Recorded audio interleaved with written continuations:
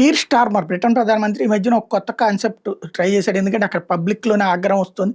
Britain పౌరులు Britain జెండాలు పట్టుకొని బ్రిటన్ ప్రభుత్వానికి వ్యతిరేకంగా, బ్రిటన్ ప్రధానమంత్రికి వ్యతిరేకంగా నినదిస్తున్నటువంటి వేళ చివరికి బ్రిటన్ ప్రధానమంత్రి అప్రూవల్ రేటింగ్స్ దారుణంగా పడిపోయినటువంటి వేళ చివరికి రిఫార్మ్ యూకే సక్సెస్ అవుతున్నటువంటి వేళ 3,00,00,000 మంది కీర్ స్టార్మర్‌ని దిగిపోవాలని చెప్పి కోరుతున్నటువంటి వేళ లేదు లేదు శరణార్థులు పంపించేస్తాం, అక్రమ చొరబాటుదారుని పంపించేస్తాం అన్నటువంటి పాయింట్లు చెప్పుకొచ్చాడు. అందులో భాగంగా ఎవరైతే నైజీరియా నుంచి అక్కడ అక్రమంగా నివసిస్తున్నటువంటి వాళ్ళని మేము తిప్పి పంపిస్తున్నాము మీ దేశానికి అని చెప్పి నైజీరియాకి అడిగింది బ్రిటన్కి సంబంధించినటువంటి రాయబార కార్యాలయం. అబ్బెబ్బే మా దేశం నుంచి మాకు చెప్పకుండా మీ దేశానికి అక్రమంగా వచ్చినటువంటి మా పౌరుడు కాదు, మేము వాళ్ళని అంగీకరించాం, వాళ్ళని మాకు పంపించద్దండి. అంటే అర్థం ఏంటి? నైజీరియన్ పౌరులు నైజీరియా రిజెక్ట్ చేస్తుంది.